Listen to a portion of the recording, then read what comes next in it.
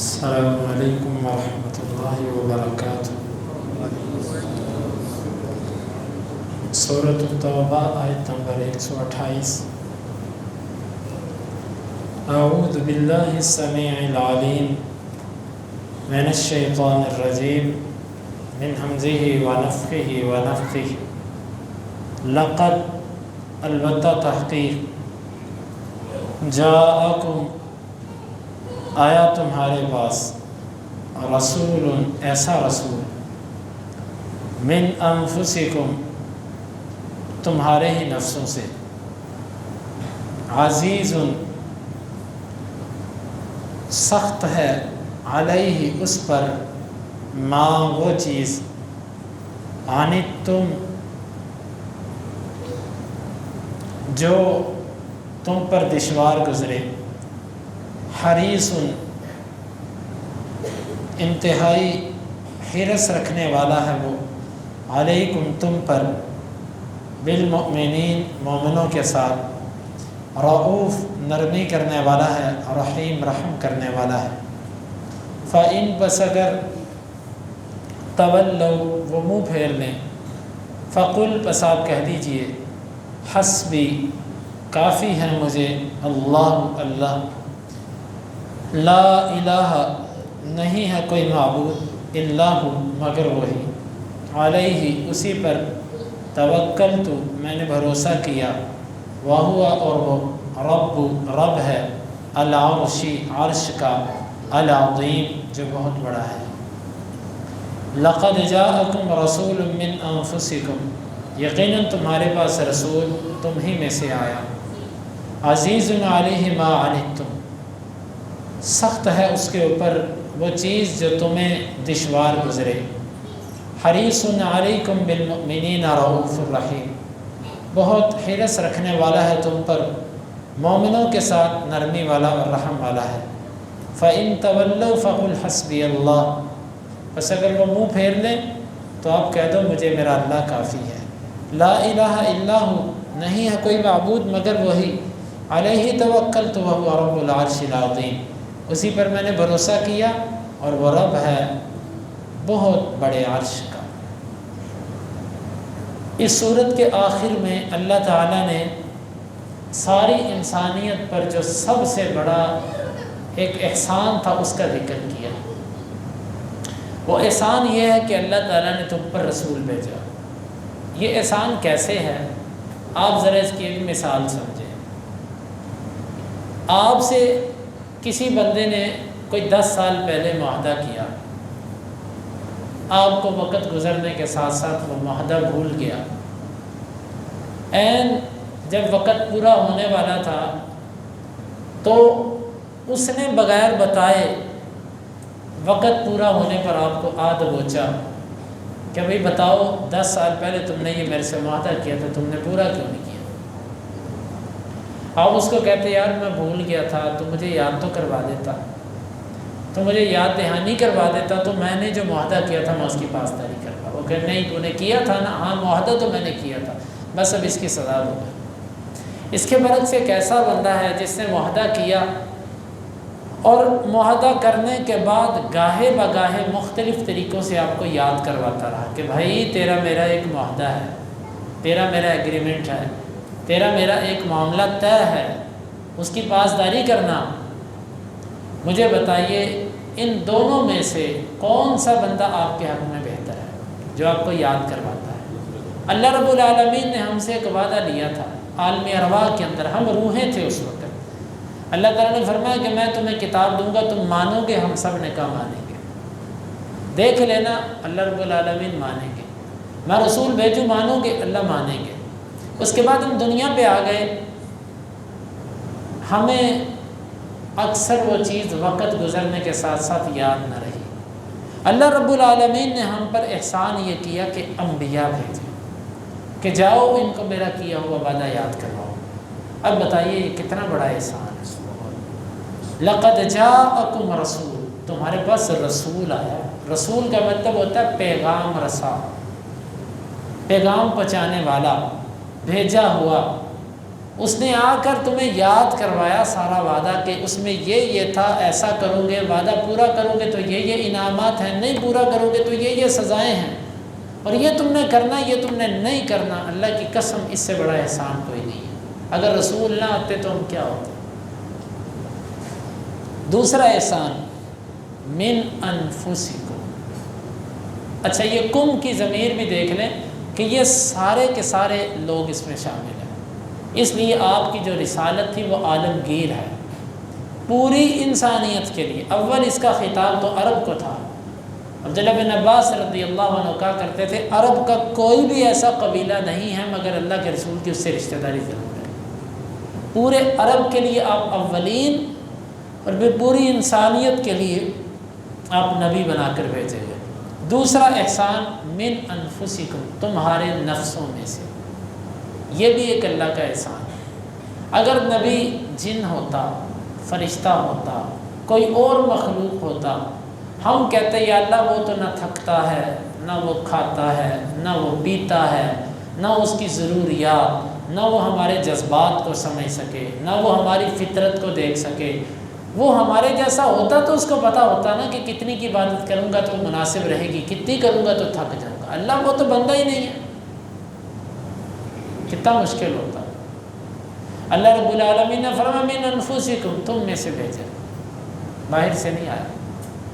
اور پھر ایک عربوں کے لیے سب سے بڑی بات یہ تھی کہ ان کا ہم زبان، مثلا ہم لوگوں کے اندر اگر کوئی چائنیز زبان کے اندر آ کر ہمیں دعوت تبلیغ کرنی شروع کر دے، یا ایسی زبان جس کو ہم جانتے ہی نہیں ہیں وہ آ کے ہمیں واضح و نصیحت کرنی شروع کر دے، ہمارے لیے کتنی مشکل ہوگی۔ ہم کہیں گے یار ہماری جانے بلا تم کیا کہتے ہو؟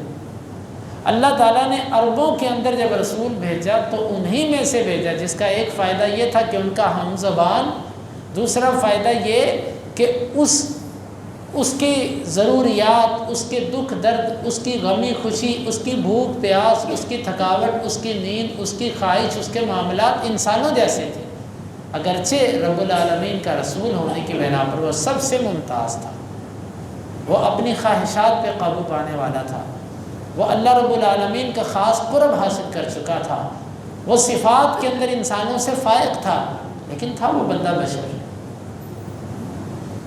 اس پر بھوک بھی اس کو لگی، کبھی وہ بھوک کی وجہ سے اپنے گھر سے بھی نکلا، اس نے اپنے پیٹ پہ پتھر بھی باندھے، پیاس بھی اس کو لگی اور اس نے کبھی پیٹ بھر کے کھایا بھی، کبھی خوف کی وجہ سے اس کو رات بھر نیند نہ آئی اور کبھی وہ امن سے سویا، اس کو زخم بھی آئے، اس کو دکھ بھی پہنچے، اس کو درد بھی پہنچے، وہ تمہارے جیسا انسان تھا۔ من انفسکم، تمہارے نفسوں میں سے آئی، اللہ کا بہت بڑا احسان۔ اگر وہ تم میں سے نہ ہوتا تو تمہارے لیے بڑی مشکلات ہوتی۔ یہ بھی ایک اللہ کا احسان دوسرا کہ وہ تم میں سے ہے۔ اور اس کی تیسری صفت یہ ہے کہ عزیز علیہ ما عنتم، ہر وہ چیز جو تمہیں مشقت میں ڈال دے اس کو اس سے بڑی تکلیف ہوتی ہے، وہ یہ چاہتا ہے کہ تمہیں تکلیف نہ پہنچے۔ عائشہ رضی اللہ عنہ کہتی ہیں کہ ما خیر رسول اللہ صلی اللہ علیہ وسلم الا اختار ایسرہما او کما قالت، اللہ کے نبی صلی اللہ علیہ وسلم کو جب بھی دو چیزوں کے درمیان، بین شیئین، دو چیزوں کے درمیان جب بھی آپ کو اختیار دیا گیا، آپ نے ان میں سے آسان کو چنا۔ کیوں؟ اپنے لیے آپ خود تو ایسے تھے کہ ایک ایک رات کے اندر 5 سپارے رات کو تلاوت کر دیا کرتے تھے۔ آپ تو ایسے تھے کہ تہجد کے لیے کھڑے ہوتے تو اتنا لمبا قیام ہوتا کہ پاؤں سوج جاتے اور آپ کو پتہ بھی نہ ہوتا۔ آپ تو ایسے تھے کہ کئی دن آپ وصال کر لیا کرتے تھے، روزے پہ روزہ، بھوک نہیں تھی آپ اپنی ذات کے لیے سہولت دیتے تھے؟ نہیں، اپنی امت کے لیے کہ میری امت پر یہ چیز دشوار نہ ہو۔ آپ نے نماز تراویح کی جماعت کروانا چھوڑی چوتھے دن، صحابہ کرام نے کھنگورے لیے، اشارے دیے کہ اللہ کے رسول ہم نماز کے لیے حاضر ہیں، آپ نہیں نکلے۔ کیوں نہیں نکلے؟ خشیت ان تفرض علیکم، مجھے ڈر ہے کہ کہیں یہ تم پر فرض نہ ہو جائے۔ اس نبی کا اندازہ کیجئے کہ ایک صحابی نے پوچھا اللہ کے رسول حج فرض ہے؟ فرمایا فرض ہے۔ ہر سال فرض ہے؟ آپ چپ ہو گئے۔ ہر سال فرض ہے؟ آپ چپ ہو گئے۔ جب اس نے یہ بات کہی آپ نے کہا لو قلت نعم لوجبت، اگر میں ہاں کہہ دیتا نا تو واجب ہو جاتا۔ آپ خاموش رہے، کیوں خاموش رہے؟ کہ میری امت پر مشقت نہ آئے۔ آپ نے فرمایا لولا ان اشق علی امتی لامرتهم بالسواک، اگر میں اپنی امت پر مشقت نہ سمجھتا تو میں ہر نماز کے ساتھ ان کو مسواک کا حکم دیتا۔ مشقت تھی، میں نے حکم نہیں دی۔ ایسا نبی کہاں؟ امت سوتی رہی، وہ امت کے لیے راتوں کو اٹھ اٹھ کے روتا رہا، وہ امت کے لیے حدیث کے اندر آتا ہے نا آخذ بحجزکم، اور لوگوں میں تمہیں پیچھے سے پکڑ پکڑ کے آگ سے پیچھے کو پھینکتا ہوں۔ تم آگ کے اندر، تمہاری مثال ایسے ہے جیسے آگ جل رہی ہو اور پتنگے اور پروانے آ آ کر آگ کے اوپر گرتے ہوں، اور میں تمہیں پیچھے سے پکڑ پکڑ کے آگ سے پیچھے پھینک رہا ہوں اور تم اڑ اڑ کے اس آگ کے اندر آتے ہو۔ ایسا نبی کہاں؟ عزیز علیہ ما عنتم۔ ہمارے نبی کے جتنے احکامات ہیں، آپ نے فرمایا نماز پڑھو، کھڑے ہو کے نہیں پڑھ سکتے بیٹھ کے پڑھ لو، بیٹھ کے نہیں پڑھ سکتے لیٹ کے پڑھ لو، سوئے ہو کوئی بات نہیں، جب اٹھے ہو اس وقت نماز پڑھ لو، تم بھول گئے ہو کوئی بات نہیں، جب تمہیں یاد آئے اس وقت پڑھ لو۔ اس نبی کی کیا بات! اس نے کس موقع پر ہمیں رخصت نہیں دی؟ کون سا ایسا مقام ہے جس نے ہمیں دوسرا رستہ اس نے وہاں پر نہیں سکھایا کہ اگر یہ نہیں کر سکتے تو یہ کرو، یہ نہیں کر سکتے تو یہ کرو۔ حج ہے، ہر ایک بندے پر فرض نہیں ہے، جس پر طاقت ہے اس پر فرض ہے۔ زکوٰۃ وہ دے گا جس کے پاس مال کو 1 سال گزر جائے۔ روزہ وہ رکھے جو مسافر نہیں ہے، جو بیمار نہیں ہے۔ بتائیے اس نبی کا کون سا ایسا حکم ہے کہ جو ہماری طاقت سے بالا تر ہو؟ تم وضو کرو، وضو نہیں کر سکتے کوئی بات نہیں، تیمم کر لو۔ تمہیں چوٹ لگی ہے، یہاں پر کوئی پٹی باندھ لو، کوئی بات نہیں، جب تک وہ ٹھیک نہ ہو تم نے اس وقت تک اس کو دھونا نہیں ہے۔ تمہیں سردی ہے، تمہیں بیماری کا ڈر ہے، تم نے وضو نہیں کرنا، تم نے غسل نہیں کرنا، تم تیمم کر لو۔ بتائیے اس نبی نے کتنی رخصتیں دی؟ اس نبی نے ہمارے لیے ہر موقع پر ہمیں رخصت دی ہے۔ عزیز علیہ ما عنتم، اس نبی کی ایک خوبی یہ ہے وہ تمہیں کبھی بھی مشقت میں نہیں ڈالتا، وہ تمہیں تو مشقتوں سے نکالتا ہے۔ اب بھی اگر اس نبی اتنے آسان دین کو اگر ہم چن نہ سکیں، ہم اس پر بھی اگر اس نبی کی اطاعت نہ کریں، تو پھر ہمارے لیے اس سے بڑھ کر بدبختی کیا ہو سکتی ہے؟ اس نبی کی یہ تیسری صفت ہے۔ چوتھی صفت حریص علیکم، وہ تم پر بڑا ہی حرص رکھتا ہے، وہ تم پر بڑا ہی طمع اور لالچ اور امید رکھتا ہے۔ اس نبی کا دیکھو، وہ اکیلے اکیلے کو بھی ملا، وہ جماعتی صورت میں بھی ملا، وہ اس نے لوگوں کو راتوں میں بھی دعوت دی، دن کو بھی دعوت دی، نرمی والے انداز سے بھی دعوت دی، جنگ سے پہلے بھی دعوت دی۔ اس کا آخری وقت تک اس کے دل میں یہ حرص رہا، حتیٰ کہ ساری زندگی اس کے خلاف سازشیں کرنے والا، اس کے خلاف جال بننے والا عبداللہ بن ابی منافق جب مرا تو صحابہ نے کہا اللہ کے رسول اس کا جنازہ، فرمایا مجھے 70 سے زیادہ دفعہ بھی استغفار اس کے لیے کرنی پڑے اور مجھے یقین ہو کہ اللہ اس کو معاف کر دے گا، میں اس کے لیے استغفار کروں۔ حریص علیکم، نبی کریم صلی اللہ علیہ وسلم کی بیٹیوں کو شہید کرنے والے، آپ کی بیٹیوں کو خنجر سے زخمی کرنے والے، آپ صلی اللہ علیہ وسلم کے گلے میں پھندے ڈالنے والے، آپ کے لیے کانٹے بچھانے والے، آپ کو اذیتیں دینے والے، آپ کو مکے سے نکالنے والے، آپ کا الٹا نام لینے والے، آپ کو برا بھلا کہنے والے، سب کے سب فتح مکہ کے موقع پر آپ کے سامنے مجرم بن کے کھڑے ہیں۔ آپ نے فرمایا لا تثریب علیکم اليوم، جاؤ آج تم پر کسی قسم کا انتقام نہیں، کسی قسم کی سرزنش تمہاری نہیں ہے۔ حریص علیکم، کیوں؟ فرشتہ آیا، اللہ کے رسول مجھے حکم دیجئے اس طائف کی بستی کو میں 2 پہاڑوں کے درمیان ایسے پیش کے رکھوں۔ آپ نے فرمایا کہ شاید اللہ تعالیٰ ان کی اولاد میں سے ایسے لوگ پیدا کر دے جو اسلام لیں۔ حریص علیکم، وہ تم پر آخری دم تک طمع کرنے والا تھا۔ چچا آخری وقت ہے اس کا، چچا کو جا کے کہہ رہے ہیں کہ چچا ایک دفعہ کلمہ پڑھ دے، ایک دفعہ کلمہ پڑھ دے، چچا ایک دفعہ کلمہ پڑھ دے، لیکن چچا اسی حالت پہ مرا، کتنا دکھ ہو۔ حریص علیکم، وہ آخری وقت تک تم پر لالچی ہوتا تھا، حرص ہوتا تھا کہ یا اللہ یہ بچ جائے۔ ایک یہودی بچہ بیمار ہو گیا، اس کے گھر گئے، اس کو کہا کہ بیٹے پڑھ لا الہ الا اللہ محمد رسول اللہ، گواہی دے۔ یہ گواہی دے کہ اللہ کے سوا کوئی معبود نہیں اور محمد اس کے رسول ہیں صلی اللہ علیہ وسلم۔ اس بچے نے اپنے باپ یہودی کی طرف دیکھا، یہودی کی قسمت اچھی، اس نے اپنے بچے کو یہ کہہ دیا اطیع ابا القاسم، ابو القاسم کی بات کو مان لے۔ اس نے اسی وقت لا الہ الا اللہ پڑھا، بچے کی سانس نکل گئی، بچہ فوت ہو گیا۔ ابو داؤد کی حدیث ہے، کتنا خوش قسمت بچہ۔ جیسے یہ فوت ہوا، اللہ کے رسول کا چہرہ کھل کھلا اٹھا، اس کے فوت ہونے پر نہیں۔ آپ نے فرمایا الحمدللہ الذی انقذہ بی من النار، ساری تعریفیں اس اللہ کے لیے جس نے اس بچے کو بچا لیا میری وجہ سے جہنم کی آگ سے۔ کتنا خوش ہوئے، ایک انسان جہنم کی آگ سے بچ گیا، وہ نبی کتنا خوش ہوا کہ اس کا چہرہ کھل کھلا اٹھا، وہ خوش ہو گیا اس بات پہ۔ آپ کو کسی کے مسلمان ہونے کی کتنی خوشی ہوتی تھی۔ فتح مکہ کے موقع پر کچھ لوگوں کے دلوں میں اسلام کو مضبوط کرنے کے لیے آپ نے ان کو سینکڑوں اونٹ دیے، اس کو 100 دے دو، اس کو 200 دے دو، اس کو 300 دے دو، اس کو اتنا مال دے دو، اتنا مال دے دو۔ کس لیے؟ کہ جہنم کی آگ سے بچ جائے۔ ایک دفعہ کچھ لوگوں نے تقسیم پر اعتراض کیا کہ اللہ کے رسول آپ ہمیں نہیں دیتے، ان کو دیتے ہیں۔ آپ نے فرمایا جو بندہ بعض دفعہ ایسے ہوتا ہے کہ ایک شخص مجھے زیادہ پسندیدہ ہوتا ہے، میں اس کو نہیں دیتا، اور جو مجھے اتنا محبوب نہیں ہوتا میں اس کو دے دیتا ہوں۔ کیوں؟ کہ وہ جہنم کی آگ سے بچ جائے۔ اس نبی کی سوچ کو دیکھیے، وہ کیسی سوچ رکھنے والا نبی تھا کہ مال دے کر بھی اس نے لوگوں کو جہنم سے بچایا، لوگوں کی باتیں سن کے بھی اس نے لوگوں کو جہنم سے بچایا۔ اس نے ذاتی انتقام تو کسی سے لیا نہیں، اس نے معافیاں دے کر بھی لوگوں کو جہنم کی آگ سے بچایا۔ حریص علیکم، تم میں ایسا اللہ نے نبی دیا کہ اس جیسا کون ہو سکتا ہے۔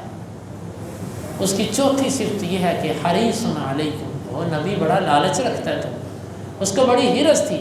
اور آج اس نبی کی امت کو دیکھو، ایک دوسرے کو کافر پہ لگے ہوئے، یہ بھی کافر ہے، یہ بھی کافر ہے، یہ بھی کافر ہے۔ دعوت کا جذبہ، محبت سے بات سمجھانا، پیار سے قریب کرنا، یہ ہم لوگوں سے اب بہت دور ہو چکا ہے معاملہ۔ اور ہمارا نبی جو تھا اس کا تو یہ انداز تھا کہ وہ حریص تھا کہ کسی بھی طرح یہ میرے قریب آ جائے۔ ہم تو چڑھانے والے ہیں، ہم تو غصہ دلانے والے ہیں، ہم تو مخالفتیں اور دڑار ڈالنے والے ہیں، لیکن وہ نبی حریص علیکم بالمؤمنین رؤوف الرحیم، اس کی ایک صفت یہ ہے کہ مومنوں کے ساتھ انتہائی نرم اور رحم کرنے والا۔ وقت کم ہے، وگرنہ یہ آیت مبارکہ میرے جیسا کم علم اس کی تفسیر تو نہیں کر سکتا، لیکن دل کے میں اندر اور میرے ذہن میں اللہ کی توفیق سے بہت سی احادیث اور واقعات گھوم رہے ہیں کہ اس آیت کی میں تفسیر کروں کہ اس نبی کا حرص کیا تھا، اس نبی پر دشواری کیا گزرتی تھی، وہ امت کے لیے کتنا خیر خواہ تھا، اور اس نبی نے کیا کیا اس امت کے لیے کیا، ہمیں اس کا کیا پتہ۔ فَإِن تَوَلَّوْا، اتنی صفات والے نبی کی دعوت سے بھی اگر تم منہ موڑو، تم اس کی ناقدری کرو، اے مسلمانوں، تمہارے آئیڈیل کوئی اور بن جائیں، تمہاری شکل و صورت کسی اور جیسی ہو جائے، تمہارا لباس کسی اور جیسا ہو جائے، تمہارے بچوں کی تربیت اور ان کا کلچر کسی اور جیسا بن جائے، افسوس تم پر کہ تمہیں اللہ نے ایسا نبی دیا، تم عظیم الشان نبی کی تعلیمات کو چھوڑ کے غیروں کے پیچھے بھاگنے لگ گئے۔ فَإِن تَوَلَّوْا، پس اگر وہ منہ موڑ لیں، وہ کافر منہ موڑ لیں، آپ نے کیا کرنا ہے؟ فَقُلْ حَسْبِيَ اللَّهُ، آپ ان سے کہہ دو مجھے میرا اللہ کافی ہے، اب مجھے کسی سے ڈرنے کی ضرورت نہیں ہے، میرا اللہ کافی ہے۔ وہ تمہیں پوچھے گا لا الہ الا ہو، اس کے سوا کوئی عبادت کے لائق نہیں، علیہ توکلت، میں نے اسی پر بھروسہ کیا، اسی پر توکل اور یقین کر لیا میں نے، وہو رب العرش العظیم، اور وہ بہت بڑے عرش کا رب ہے، اس کے عرش کے نیچے کرسی ہے، اور اس کی کرسی کی کیفیت یہ ہے کہ زمین و آسمان اس کی کرسی کے آگے ایسے ہیں جیسے کسی چٹیل میدان کے اندر چابی کا کتنا سا گول چھلا بڑا ہوتا ہے۔ آپ اس بات کا اندازہ کیجئے ایک آسمان کتنا بڑا ہے جس کے کنارے آج تک ہم دیکھ نہیں سکے، ہماری زمین اس کے سامنے کیا ہے۔ ایک سورج کتنا بڑا ہے جو ہماری زمین سے کروڑوں گنا بڑا ہے، اور وہ سورج آسمان کے آگے کیا ہے کہ اتنے بڑے آسمان کو ایک ٹکی دکھائی دیتا ہے۔ اور پھر آسمان کتنا بڑا، اور پھر اس پہلے آسمان نے زمینوں کو گھیرا، اور اس سے 500 سال کی مسافت پر دوسرا آسمان ہے، اور وہ آسمان اس سے بھی بڑا جس نے اس آسمان کو بھی گھیرا ہوا، پھر اس سے بڑا آسمان، پھر اس سے بڑا آسمان، پھر اس سے بڑا، 7ویں آسمان نے 6 آسمانوں کو، زمین کو، ان سب چیزوں کو گھیرا ہوا، اور پھر یہ 7 آسمان اور 7 زمینیں اور یہ سارا جو کچھ اس کے اندر ہے، یہ کہکشائیں، یہ سیارے جس کو سائنسدان کہتے ہیں کروڑوں خربوں گنا بڑی ہیں انسانی زمین سے، یہ سب کے سب رب کی کرسی کے آگے ایسے ہیں جیسے چٹیل میدان کے آگے ایک چھلا پڑا ہوتا ہے۔ اور پھر یہ کرسی اور یہ زمین و آسمان، یہ سب کے سب رب کے عرش کے آگے اتنے چھوٹے ہیں کہ جس کی مثال نہیں۔ رب کا عرش اتنا بڑا ہے، اللہ کی مخلوقات میں سب سے بڑی مخلوق اللہ کا عرش ہے، یہ سب سے بڑی اللہ کی مخلوق ہے۔ وَهُوَ رَبُّ الْعَرْشِ الْعَظِيمِ، یہ اللہ کی عظمت کی طرف اشارہ ہے، اس کی ہیبت کی طرف اشارہ ہے۔ جس طرح بندہ کسی کو ڈرانے کے لیے کہتا ہے نا کہ وہ اس کا مالک ہے، اس کے پاس یہ قوت ہے، یہ ایک ڈرانے کا انداز ہے۔ وَهُوَ رَبُّ الْعَرْشِ الْعَظِيمِ، وہ بہت بڑے عرش کا رب ہے، بہت بڑے عرش کا مالک ہے، وہ میرا رب ہے، میں نے اس پر بھروسہ کیا اور اس پر توکل کیا۔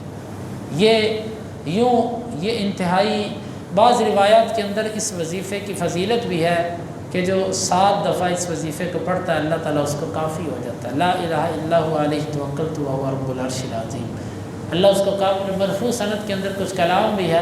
بہرحال یہ ایک بہت پیارا وظیفہ بھی ہے، بڑی پیاری دعا بھی ہے، ہر غم کے موقع پر، پریشانی کے موقع پر اس کو پڑھا بھی جا سکتا ہے۔ اللہ رب العالمین سے دعا ہے اللہ تعالیٰ ہمیں ان آیات کو سمجھنے کی اور عمل کی توفیق عطا فرمائے۔ آمین۔